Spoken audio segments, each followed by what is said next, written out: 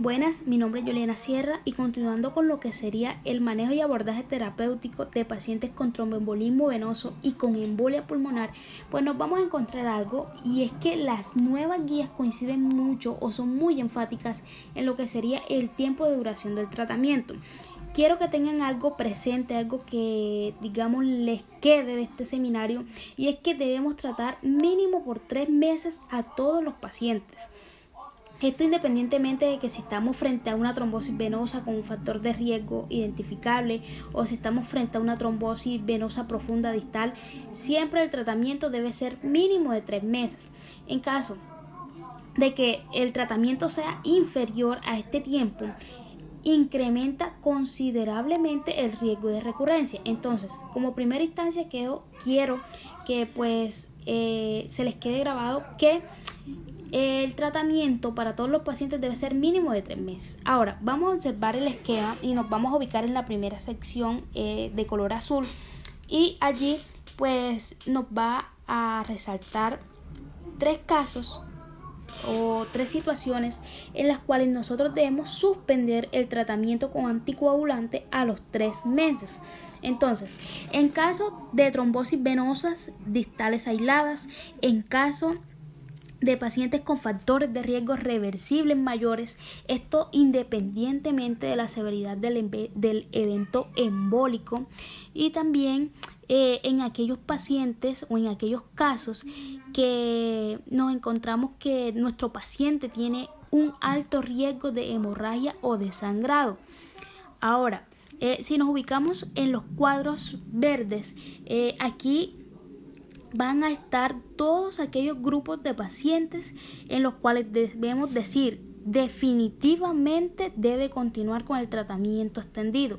Y aquí como ejemplo encontramos a los pacientes con cáncer, con los pacientes que han presentado un segundo episodio de enfermedad tromboembólica venosa, especialmente digamos por ejemplo una embolia pulmonar.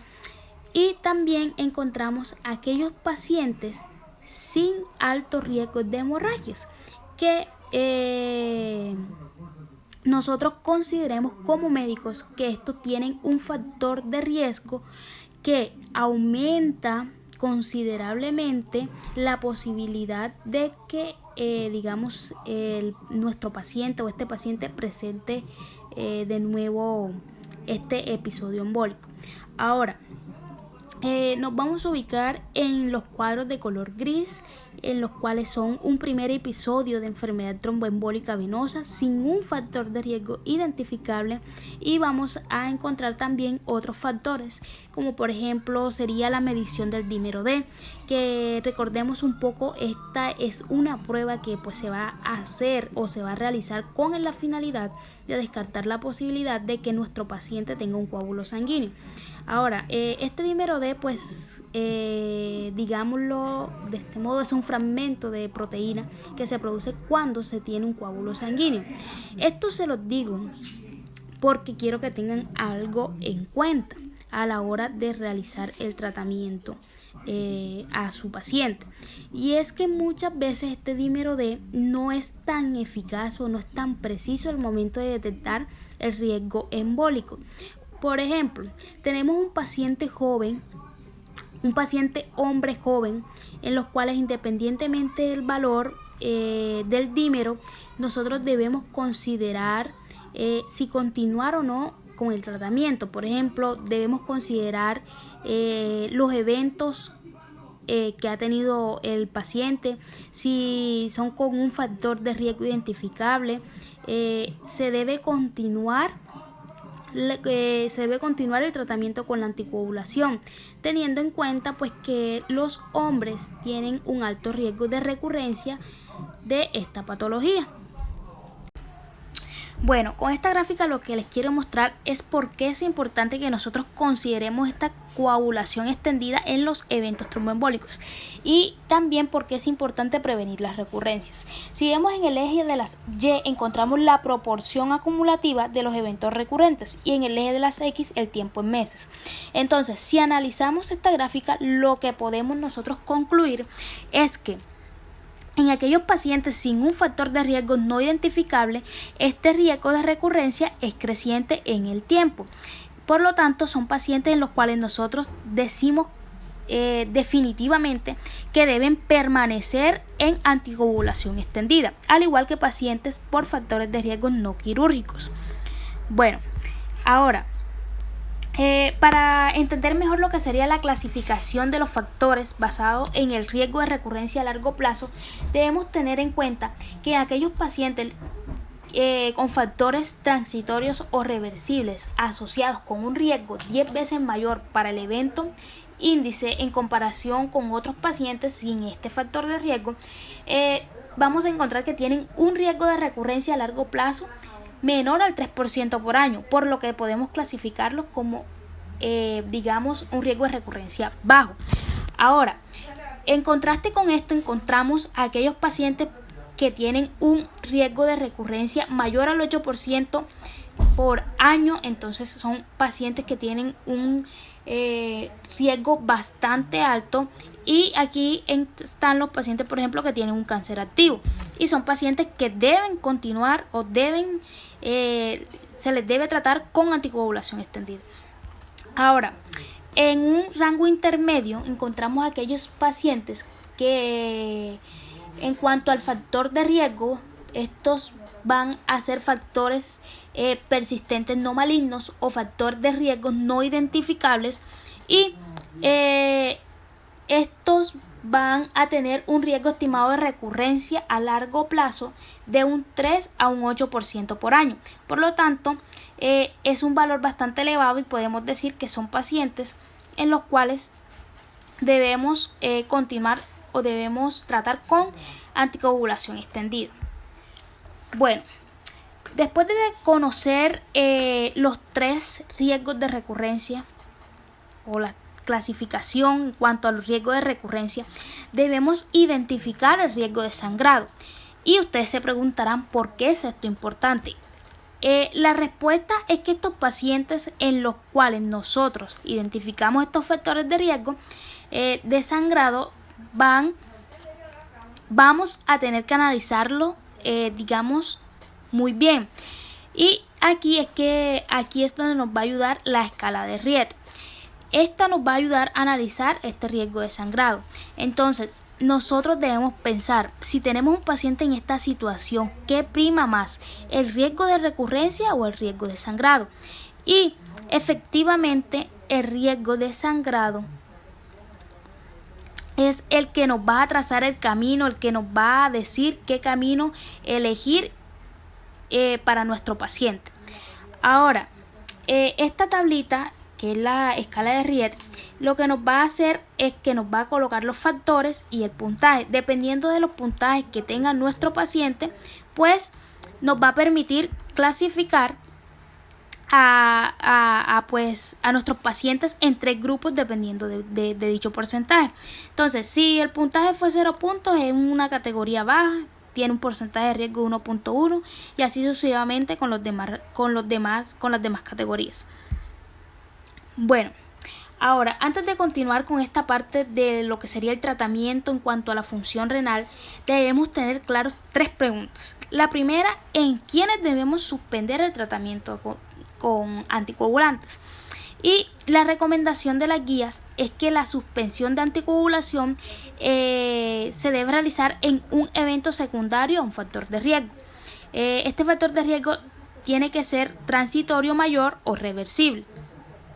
Ahora, otra pregunta, ¿cuándo sugerir terapia anticoagulante? La podemos sugerir en 3 casos. La primera, cuando se produce un primer evento sin factor de riesgo identificable. La segunda, cuando se produce un primer evento asociado a factores de riesgo persistentes. Y la tercera, cuando se produce un primer evento asociado a factores transitorios menores o reversibles. Y en quienes definitivamente nosotros debemos dejar o tratar con terapia extendida, en aquellos pacientes que han tenido eventos recurrentes. Ejemplo, nos llega un paciente que ha tenido más de un episodio de embolismo pulmonar o de trombosis venosa profunda proximal. Entonces, claro está que no esté relacionado con un factor de riesgo transitorio reversible. Entonces, estos pacientes que son con eventos recurrentes, como les mencioné, más de 2 eventos, estos son pacientes que tienen un factor de riesgo bastante elevado y por lo tanto debemos dejarlo con terapia extendida.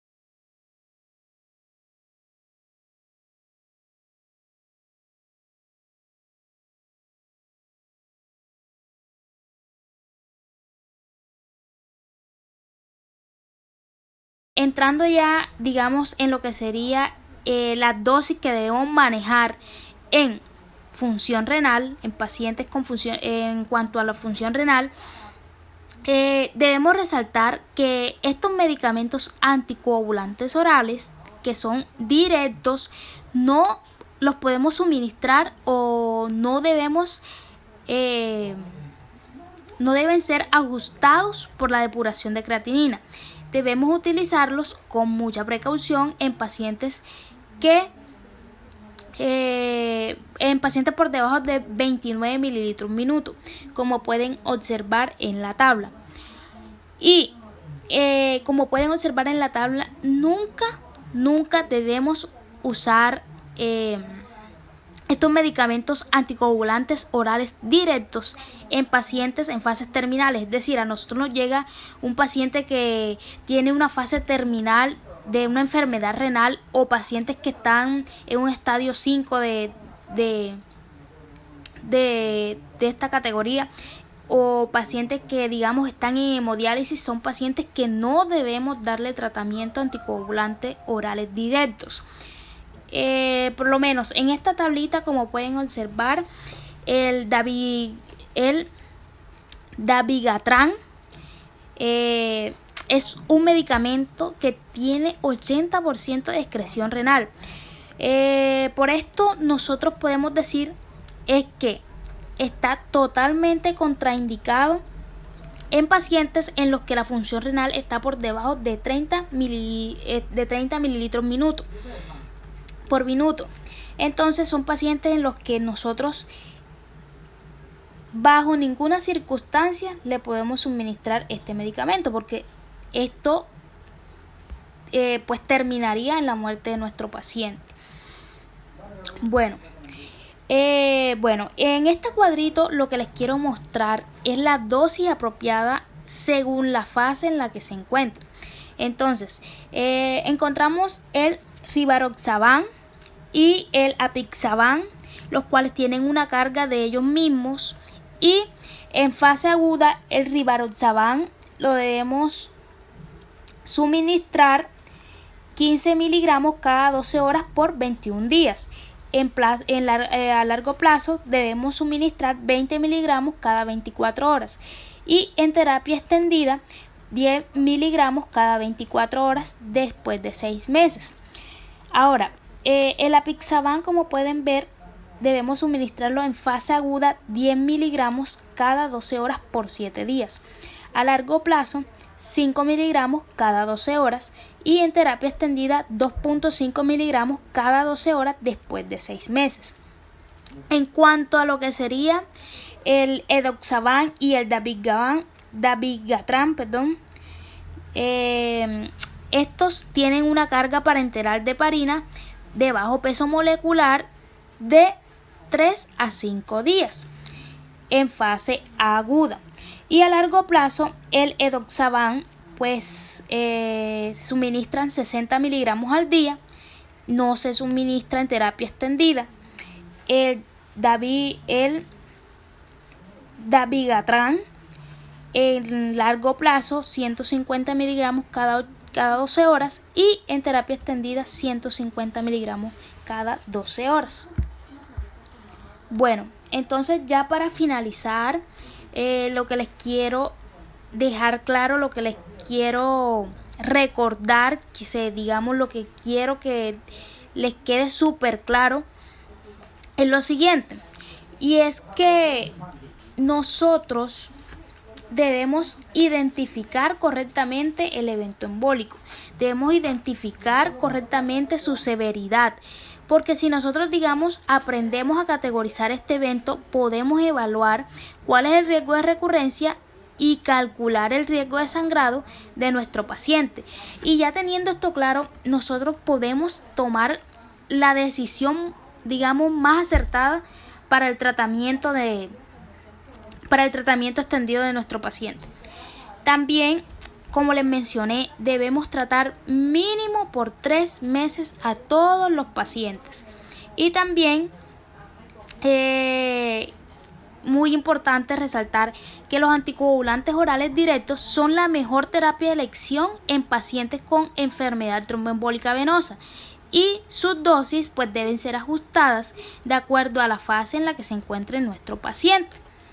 Entonces, quiero que